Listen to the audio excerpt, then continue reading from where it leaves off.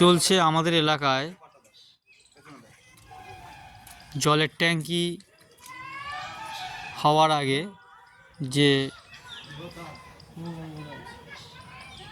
যেখানটায় ট্যাঙ্কটা বসবে তার নির্মাণ কাজ চলছে। এখানে সব দাদারা আছেন, এনাদের বাড়ি অনেক দূরে, সেখান থেকে এসছেন।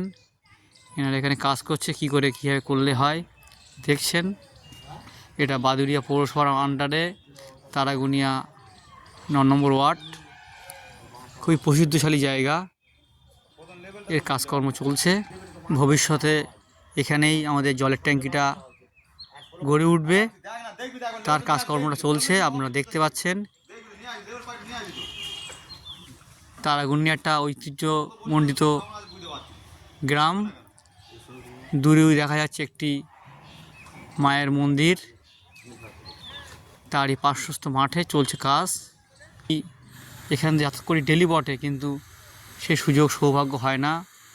আমাদের এই কাজ দেখতে দেখতে আমাদের মধ্যে হাজির হয়েছেন বাদুড়িয়া রূপানুগ গৌড়ীয় মঠের একজন প্রভু।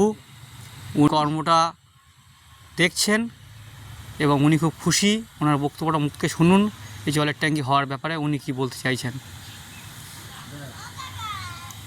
খুব সুন্দর একটা পরিকল্পনা এই গ্রামবাসী বৃন্দরা নিয়েছেন, বা এখানকার পঞ্চায়েতের প্রধান, পৌরসভা, আচ্ছা পৌরপিতা এখানে নিয়েছেন। গ্রামবাসীদের জলের যে স্বাচ্ছল করে দেবেন। এখানকার নোনা পরিবেশ, খুব জলকষ্ট এরা ভোগ করেন, সেখান থেকে সেই পৌরপিতা এনাদের অব্যাহত করবেন। এই নোনা জল থেকে ওদের মিঠা জল ওনাদের প্রত্যেক বাড়িতে বাড়িতে পৌঁছে দেবেন। হ্যাঁ, এখানকার গ্রামবাসীরা খুব খুশি এবং আমরাও খুশি। হ্যাঁ, তা যাক, এটা খুব ভালো পরিকল্পনা কেন্দ্র সরকারের, কিন্তু তাই কেন্দ্র সেন্ট্রাল মিশিয়ে সেন্ট্রালের স্কিম।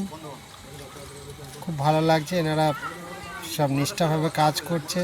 এখন জলের ওরা লেভেলটা নিচ্ছে, লেভেলটা নিয়ে এরা কাজ দ্রুত গতিতে কাজ এরা সম্পূর্ণ করবে 26 সালের মধ্যেই। তা খুব ভালো পরিকল্পনা। এখানকার মানুষ জলের যে কষ্ট, হ্যাঁ, জলই জীবন একমাত্র।